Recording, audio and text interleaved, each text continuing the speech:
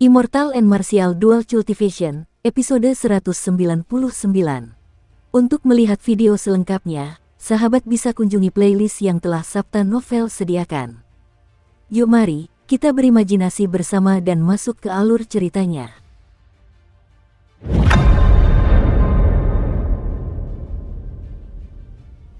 Di atas menara yang tinggi, Gao Yangyu dan lelaki tua di sisinya tiba-tiba mendengar tangisan yang memilukan dan menyedihkan yang berasal dari arena gulat yang dipenuhi debu. Keduanya tak kuasa menahan senyum. Pria tua itu dengan cepat berkata, "Selamat, Tuan Kota. Anda akhirnya berhasil mengalahkan bocah ini." Dari suaranya, sepertinya dia setidaknya kehilangan satu anggota tubuhnya. Gao Yangyu tampak santai. Dia tersenyum dan berkata, "Orang yang kutemukan tentu saja jauh lebih dapat diandalkan daripada Bai Lixi yang kau temukan. Aku tidak menghabiskan 40.000 batu roh tingkat menengah dengan sia-sia." Mengetahui bahwa Gao Yangyu sedang dalam suasana hati yang baik, lelaki tua itu terus memujinya, "Wawasan Tuan Kota memang luar biasa. Ketika Anda bertindak, semuanya tercapai dalam satu gerakan dan semua masalah di masa depan akan hilang. Haha, kau sangat pandai merayu. Tapi aku menyukainya. Haha, ayo, kita lihat bahan-bahan untuk taruhannya," kata Gao Yangyu sambil tertawa. Tepat pada saat itu, debu di ring gulat mereda. Keduanya berhenti dan berbalik, bersiap untuk melihat penampilan Xiao Chen yang menyedihkan. Namun, situasi di ring gulat sangat berbeda dari yang mereka duga. Lengan Bai Zhan telah terputus dan dia tergeletak di tanah kesakitan. Xiao Chen tersenyum tipis dan dengan tenang menatap kedua orang di menara tinggi itu seolah-olah tidak terjadi apa-apa. Senyum keduanya langsung membeku. Lelaki tua itu mulai sedikit gemetar dan berkata dengan suara bergetar, "Tuan Kota, orang yang Anda panggil tampaknya cacat." Bang! Kemarahan terpancar di wajah Gao Yangyu saat dia menendang dada lelaki tua itu. Dia berteriak dengan marah, "Aku bisa melihat sendiri, apa kau perlu memberitahuku? Pergi sana." Pria tua itu memiliki ekspresi yang sangat kesakitan saat ia menangis dalam hati. Tulang rusuknya belum sepenuhnya sembuh. Sekarang, setelah mengeluarkan beberapa bunyi retakan keras, tulang rusuknya patah lagi. Ketika Gao Yangyu melihat senyum tipis Xiao Chen, dia mendengus jijik. Kemudian, dia membanting jendela dengan keras menggunakan telapak tangannya. Setelah itu, dia berbalik dan bergerak ke sudut timur ruangan. Pria tua yang tergeletak di lantai bangkit dan Gao Yangyu menatapnya dari atas ke bawah dengan mata penuh jijik. Ketika dia teringat apa yang dikatakan lelaki tua itu sebelumnya, wawasan yang hebat, dan sebagainya. Dia merasa seperti telah dipermalukan. Kesal, Gao Yangyu menendang lelaki tua itu lagi, menyebabkan dia menabrak dinding dan pingsan. "Sampah. Jika kau belum menemukan Bai Lixi, kita pasti sudah menghabisi bocah itu hari ini juga." Ketika Gao Yangyu tiba di sudut barat, pandangannya tertuju pada 7 kultivator dengan aura yang kuat. Pada akhirnya, Gao Yangyu memfokuskan perhatiannya pada seorang lelaki tua berambut dan berjenggot putih. Dia berkata, "Bai tua, aku butuh kau bertindak lebih cepat dari yang kuduga. Bantu aku membunuh bocah itu besok." Bai tua perlahan membuka matanya dan cahaya terang yang intens memancar darinya. Ia berkata dengan suara tenang dan tua, "Seperti yang kau inginkan. Bai Zhan, nama ini akan terasa familiar bagi banyak orang jika mereka pergi ke arena gulat di kota terpencil. Kota terpencil memiliki hubungan dengan 4 kota besar. Mereka adalah salah satu dari 2 pusat benua Tianwu. Mereka sama terkenalnya dengan ibu kota kekaisaran negara Jin Raya. Agar Bai Zhan bisa terkenal di sana, dia jelas sangat kuat. Namun, seorang ahli teknik tangan kosong seperti dia tiba-tiba lengannya terputus oleh Xiao Chen dan kini berguling-guling di tanah. Masa depannya hilang di arena gulat Pulau Longyang. Orang yang menyebabkan semua ini adalah pemuda yang tenang dan acuh tak acuh dari negara Qin Raya yang dipandang rendah oleh semua orang. Seiring berjalannya pertandingan, Xiao Chen mendapatkan gambaran kasar tentang bagaimana Gao Yangyu berniat menghadapinya. Kemungkinan besar, dia akan mengirimkan seorang ahli yang mampu melawannya di pertandingan pertama setiap harinya. Asalkan Xiao Chen mengalami cedera parah di pertandingan pertama, dia pasti akan kalah di pertandingan-pertandingan selanjutnya hari itu. Metode ini akan menghemat banyak sumber daya Gao Yangyu. Jika dipikir-pikir, Gao Yangyu mungkin tidak memiliki banyak cara yang bisa ia gunakan. Ia tidak bisa mengerahkan semuanya untuk menghadapi Xiao Chen sendirian. Dalam seleksi ini, masih ada orang-orang seperti Dong Fengchou dan Jiang Zimo.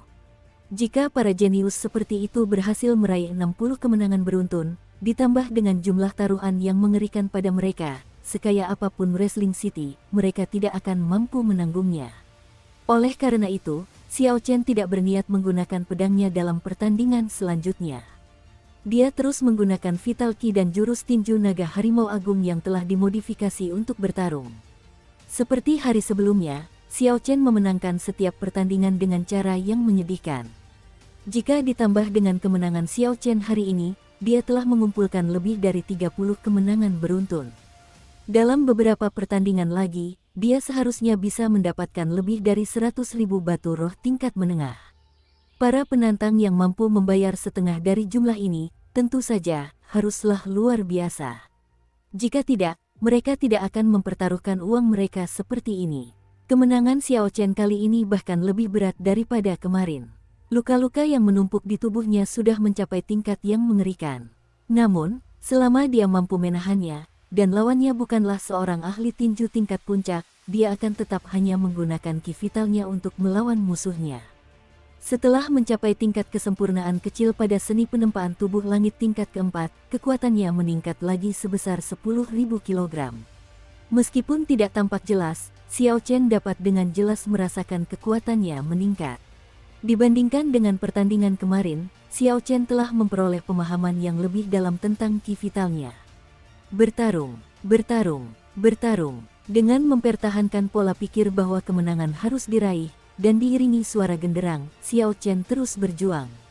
Jika musuh tidak tumbang, dia pun tidak akan tumbang. Kemenangan total. Xiao Chen sekali lagi meraih kemenangan total, ia memenangkan ke-18 pertandingannya. Jumlah kemenangan beruntunnya telah mencapai 46. Meskipun Xiao Chen berada dalam kondisi yang menyedihkan dan dipenuhi luka, tatapannya tetap tenang, tanpa perubahan sedikit pun. Dia hanya mengabaikan seruan keheranan dari kerumunan. Xiao Chen menyeret tubuhnya yang lelah ke arah lelaki tua berjubah abu-abu itu dan menerima hadiahnya untuk hari itu, 130.800 batu roh tingkat menengah. Ini adalah jumlah yang sangat tinggi, dan merupakan daya tarik sebenarnya dari meraih kemenangan beruntun di ring gulat.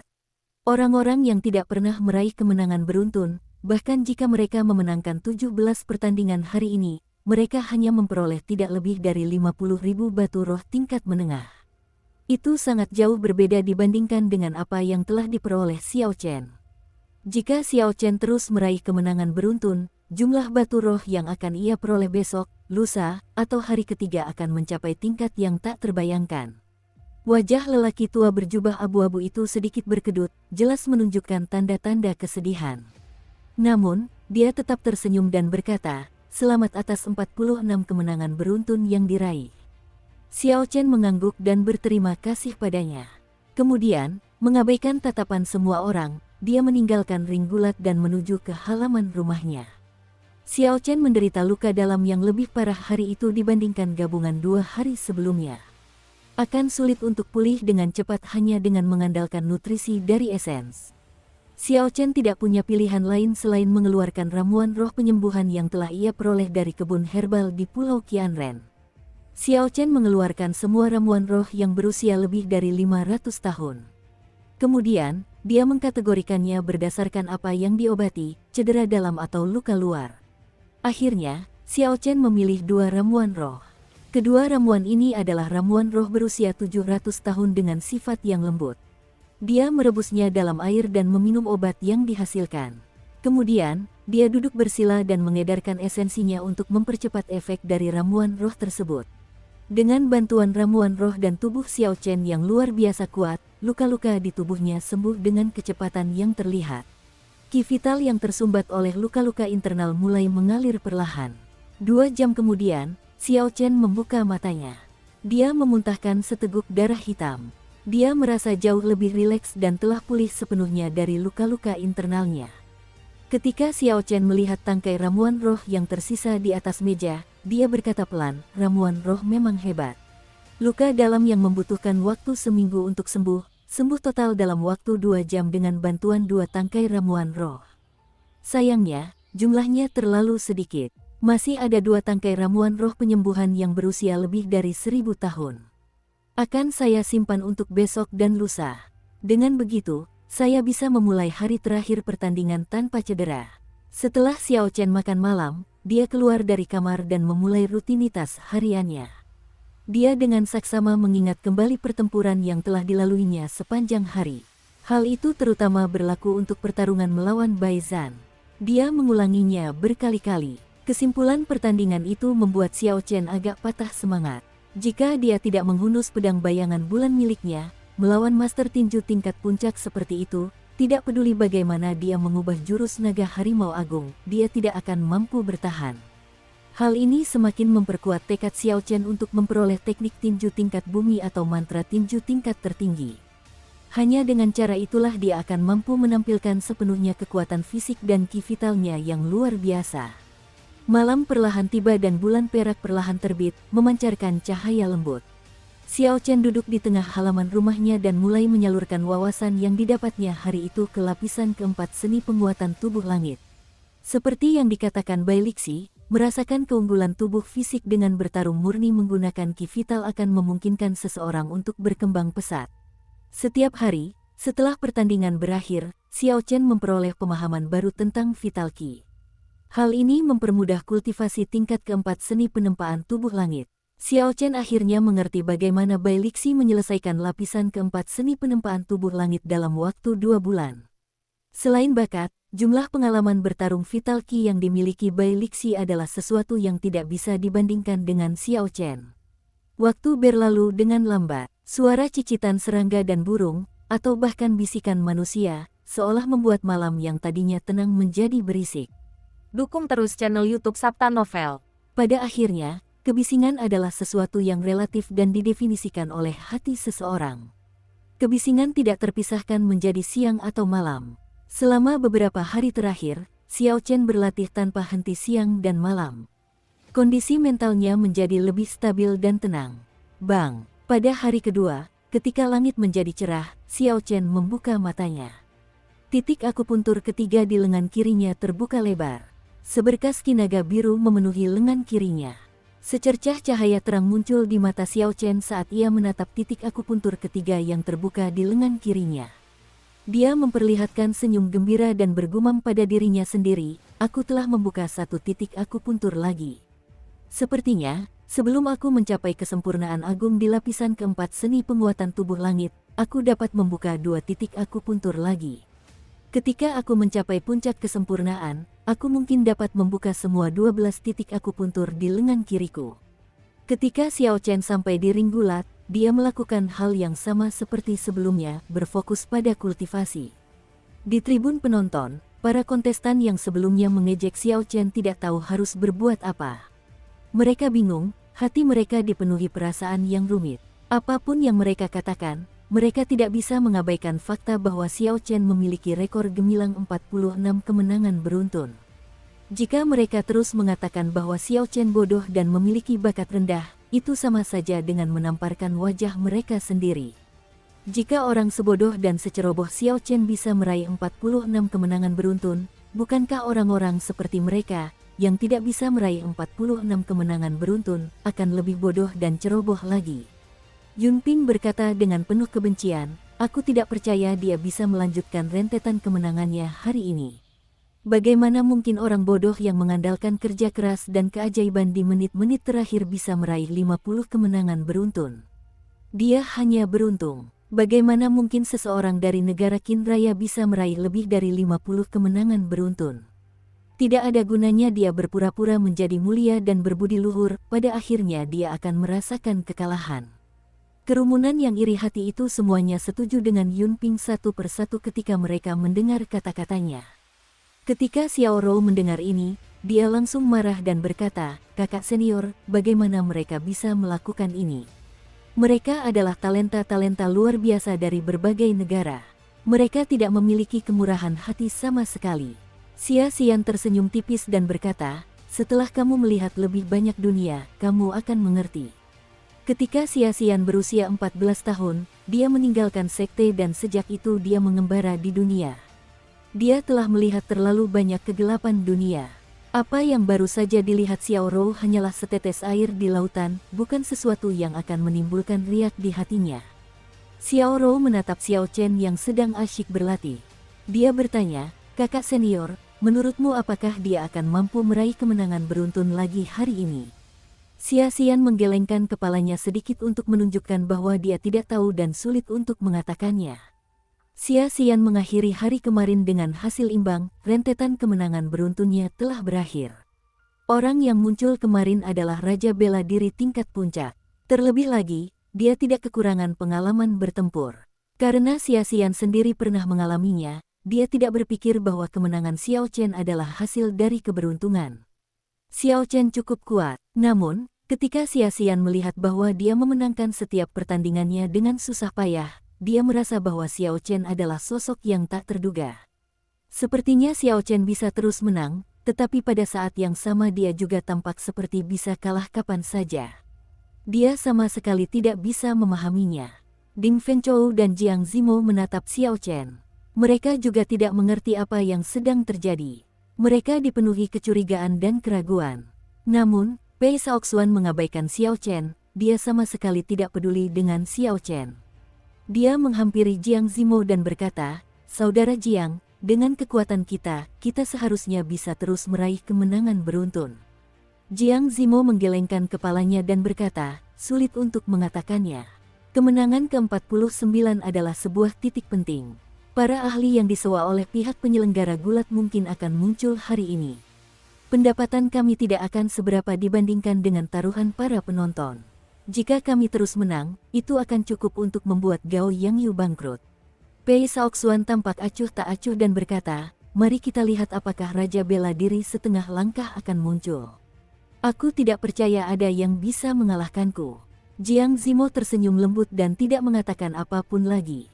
Jiang Zimo telah melihat banyak ahli tingkat puncak di bawah ranah Raja Bela Diri setengah langkah. Ada banyak orang seperti itu di Istana Seribu Iblis. Dengan sikap Pei Shaoxuan seperti itu, dia pasti akan kalah hari ini. Ada banyak orang di tribun penonton di sekitar ring gulat. Bahkan ada kasus di mana 2 atau 3 orang berbagi tempat duduk yang sama. Berkat iklan Gao Yangyu, berita tentang ring gulat sebagai babak seleksi pertama untuk menara kuno yang terpencil menyebar dengan sangat cepat. Sebagian besar kultivator di seluruh Pulau Longyang menerima kabar tersebut dan datang dalam jumlah besar. Tiket untuk hari ini terjual habis meskipun harganya beberapa kali lipat lebih mahal. Pasokan tidak dapat memenuhi permintaan. Selain itu, mulai hari keempat, pertandingan di ring gulat mencapai puncaknya. Para kontestan yang telah meraih kemenangan beruntun telah mengumpulkan hadiah setidaknya 100.000 batu roh tingkat menengah. Mampu membayar biaya untuk menantang mereka adalah bukti kekuatan. Suasana di ring gulat sangat tegang. Dengan mempertimbangkan semua faktor tersebut, skenario yang terjadi yaitu 2 atau 3 orang berbagi tempat duduk di tribun penonton sama sekali tidak mengejutkan. 5 kontestan meraih 46 kemenangan beruntun di musim yang sama. Ini adalah pertama kalinya hal ini terjadi di kota gulat Pulau Longyang. Kota gulat telah berdiri selama hampir 1000 tahun. Rekor kemenangan beruntun tertinggi hanya 60. Terlebih lagi, itu terjadi 100 tahun yang lalu. Ini adalah pertama kalinya begitu banyak orang meraih 46 kemenangan beruntun. Ini normal. Pikirkan siapa orang-orang ini. Apakah kamu berpikir bahwa mereka yang memenuhi syarat untuk memasuki menara kuno yang terpencil itu adalah orang-orang normal? Mari kita terus menonton. Saya tidak tahu siapa yang akhirnya akan mampu meraih 60 kemenangan beruntun. Saya telah mempertaruhkan setengah dari semua yang saya miliki pada Ding Fengchou. Orang yang saya pertaruhkan adalah Pei Shaoxuan. Orang ini bisa memanggil binatang roh. Sangat sedikit orang di alam kultivasi yang sama yang mampu menandinginya. Haha, aku juga bertaruh pada Pei Shaoxuan. Menghadapi satu binatang roh saja sudah sulit. Bayangkan betapa sulitnya melepaskan diri dari kepungan lebih dari 10 binatang roh. Bahkan sebelum pertandingan dimulai, diskusi di tribun penonton sudah tak ada habisnya. Selain membicarakan hal-hal yang berkaitan dengan menara kuno yang terpencil, mereka sebagian besar berfokus pada siapa yang bisa meraih 60 kemenangan beruntun. Lagi pula, sebagian besar dari mereka telah bertaruh uang pada hasilnya. Kemenangan para kontestan ini menyangkut kepentingan mereka sendiri. Dong, dong, dong, genderang bergemuruh, dan pertandingan pun dimulai. Sebagai pemegang medali besi nomor 1, Yunping adalah yang pertama maju ke depan. Saya Yunping dari negara Curaya. Mohon tunjukkan petunjuk Anda kepada saya. Setelah Yunping mendarat di ring gulat, dia menangkupkan kedua tangannya dan berkata kepada para penonton yang mengelilinginya. Namun, bahkan setelah beberapa menit, tidak ada seorang pun yang mau maju, membuat Yunping merasa agak malu. Sampai saat ini, Yunping baru mengumpulkan 5 kemenangan beruntun. Mengalahkannya tidak akan menghasilkan banyak batu roh. Karena itu, tidak ada yang tertarik.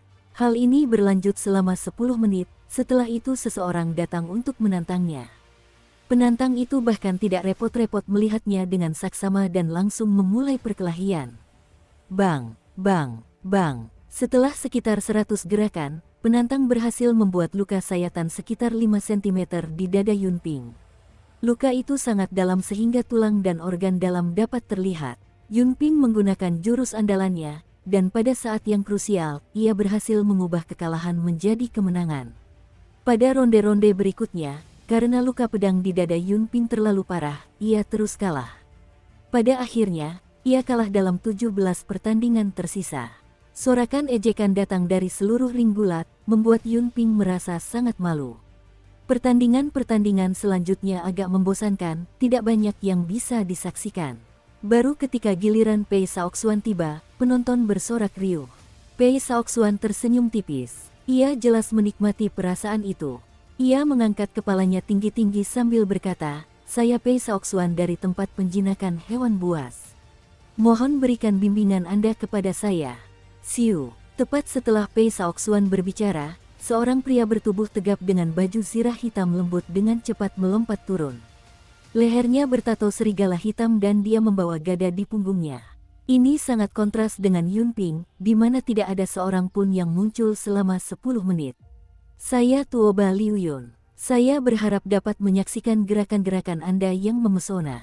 Pei Shaoxuan menatap gada di belakang punggung lawannya dan tato serigala hitam di kepalanya. Dia menggosok cincin di jarinya dan mencibir, "Tak disangka, kau adalah prajurit barbar. Aku telah mengalahkan banyak dari kalian. Sepertinya aku akan menambah satu lagi ke dalam daftar." Tuoba Liu Yun mengabaikan kata-kata Pei Shaoxuan. Begitu selesai berbicara, dia mengeluarkan gada yang ada di punggungnya. Tato serigala hitam di leher Tuoba Liu Yun tampak hidup, dengan cepat menyebar ke seluruh wajahnya. Ketika kepala Tuoba Liu Yun sepenuhnya tertutupi oleh tato serigala, dia dengan cepat melompat ke arah Pei Shaoxuan sambil meneriakkan seruan perang. "Kuci!" Tuoba Liu Yun bergerak secepat kilat dan mengayunkan gadanya, membelah udara menjadi 2. Gerakannya tampak sangat dahsyat. Kurang pengetahuan, Pei Shaoxuan tersenyum dingin dan mundur. Dia mengangkat tangannya dan bersiap untuk memanggil binatang rohnya. Dia bisa memanggil binatang roh tingkat 7 dengan 2 segel tangan. Setelah itu, Pei Shaoxuan berencana memanggil binatang roh demi binatang roh. Jika binatang roh tingkat 7 tidak cukup, dia masih bisa memanggil binatang roh tingkat 8. Semua binatang roh ini jika digabungkan akan mampu membunuh siapapun dengan mudah. Siu. Namun, pada saat itu, tato serigala di tubuh Tuoba Liu Yun menghilang dan berubah menjadi ilusi serigala hitam yang menutupi tubuhnya. Ketika ilusi serigala hitam muncul, kecepatan Tuoba Liu Yun berlipat ganda. Bang! Gada itu mengenai sasarannya. Sebelum Pei Shaoxuan sempat membentuk segel tangan terakhir, dia terlempar ke langit seperti karung pasir. "Ini sakit." Pei Shaoxuan memuntahkan seteguk darah. Ekspresi kesakitan yang luar biasa muncul di wajahnya. Pukulan gada itu telah mematahkan beberapa tulang rusuknya.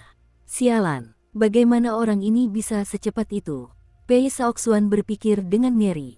"Aku bahkan tidak punya cukup waktu untuk memanggil hewan rohku." Boom, boom, boom. Tuoba Liu Yun mulai bergerak lagi. Dia tidak memberi Pei Shaoxuan waktu untuk bereaksi.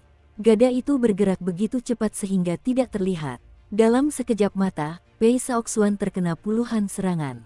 Tuoba Liu Yun dengan mudah mempermainkan Pei Shaoxuan, seolah-olah Pei Shaoxuan hanyalah karung pasir. Pei Shaoxuan bahkan tidak bisa bereaksi sama sekali. Setiap kali Pei Shaoxuan hendak membentuk segel tangan terakhir, dia akan dipukul oleh gada, sehingga dia tidak dapat memanggil hewan roh apapun. Selesai sudah, Pei Shaoxuan akan segera dikalahkan. Tuoba Liu Yun ini terlalu cepat. Sial, seharusnya aku memikirkan ini. Selama dia tidak bisa memanggil binatang rohnya, kekuatannya akan berkurang setengahnya.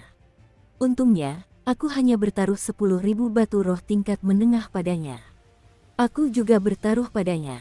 Namun, keadaanku lebih buruk. Aku mempertaruhkan 20.000 batu roh tingkat menengah seluruh kekayaanku. Aku kehilangan segalanya. Ketika para penonton di tribun melihat situasi di ring gulat, mereka semua mengumpat kekalahan mereka terlalu besar. Di menara tinggi itu, Gao Yangyu memperlihatkan senyum tipis. Tuoba Liu Yun memang bisa menghadapi Pei Shaoxuan tanpa merasa tertekan. Gao Yangyu berbalik dan berkata kepada sekelompok lelaki tua di meja, saatnya menuai hasilnya. Berapa banyak taruhan yang dipasang pada Pei Shaoxuan? 2 juta batu roh kelas medis. Senyum di wajah Gao Yangyu semakin lebar. Dengan kekalahan Pei Shaoxuan, 2 juta batu roh tingkat menengah ini semuanya menjadi miliknya. Bagus sekali. Kontestan selanjutnya adalah Ding Fengchou, kan? Lanjut Gao Yangyu. Pria tua terkemuka itu mengangguk dan berkata, ya, memang benar Ding Fengchou. Taruhan padanya sangat besar, total 6 juta batu roh tingkat menengah. Gao Yangyu tersenyum dan berkata, penarikan pedang perlawanan gerbang surgawi memang sulit dihadapi. Namun, masih mungkin untuk mendapatkan hasil imbang. Pei Shaoxuan dipenuhi luka. Dengan lemah ia menyeret dirinya kembali ke tribun penonton. Ia terluka parah dan tidak bisa melanjutkan pertarungan, jadi ia hanya bisa menyerah. Ini sama saja dengan Pei Shaoxuan kalah dalam 18 pertandingan berturut-turut. Ekspresinya sangat tidak menyenangkan. Pertandingan terus berlanjut. Para penantang hari ini semuanya sangat kuat. Hal ini menyebabkan tingkat kemenangan para kontestan kurang dari 50%. Para hadirin akhirnya menyadari, 60 kemenangan beruntun bukanlah hal yang mudah diraih. Selama 3 hari tersebut, para penonton telah memahami dengan baik teknik dan kekuatan para peserta. Namun, para peserta sendiri tidak mengetahui kemampuan para penantang. Jika para kontestan mengalami cedera parah di pertandingan pertama seperti yang dialami Yun Ping, mereka bisa saja kalah di semua pertandingan hari itu. Melihat Pei Shaoxuan yang cedera menyerah dalam pertandingannya, kegelisahan di hati para kontestan menjadi semakin intens. Bahkan Pei Shaoxuan pun tak bisa menghindari akhir seperti itu. Ini berarti mereka berada dalam bahaya yang lebih besar. Kengerian dan ketakutan menyebar di antara kerumunan peserta. Kedalaman ring gulat ini ternyata lebih dalam dari yang mereka duga. Tatapan orang banyak kembali tertuju pada Xiao Chen, yang duduk bersila dan dengan tenang berlatih meditasi. Mereka mendesah dan berkata, orang ini benar-benar sangat tenang.